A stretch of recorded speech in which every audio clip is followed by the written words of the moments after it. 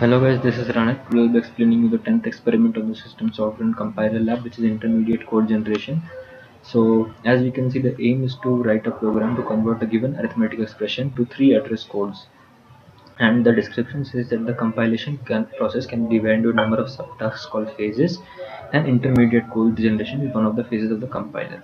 When the syntactic constructs are determined, the code is generalized, then the lexical, that is the syntax phase is checked, the optimization and the code generation is checked, and it is compared.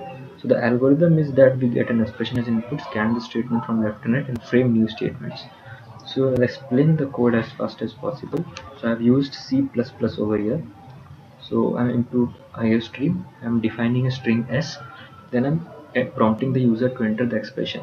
So the user enters the expression, which is a string over here, and it compares the length of that, which is s dot length.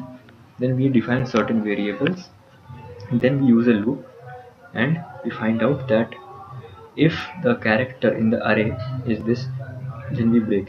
Since we know that every statement in a language terminates with the semicolon, and if x is 0, then we assign temp value and we store it over here and increment the k, which is the counter. Next we print the array value and once again increment the counter and once again print the value, and at last we finish it by ending by going to the next line. If this is not the case, that is if x is not 0, then we have another case where x is equal to 1. So here what we do, we assign the temp, we print the value of x and the value of temp. So here we just printed the value of temp, and here we compared the value of temp, then printed it.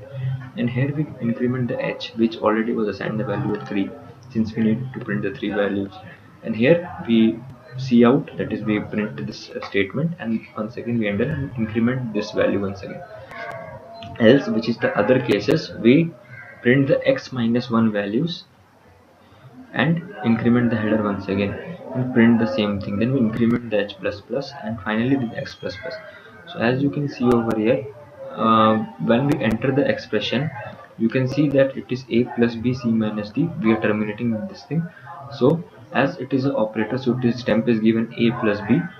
So next a plus b is stored in temp, so temp is next computed to c, and now this is stored in temp1, and temp2 is compared to temp1 percentage d.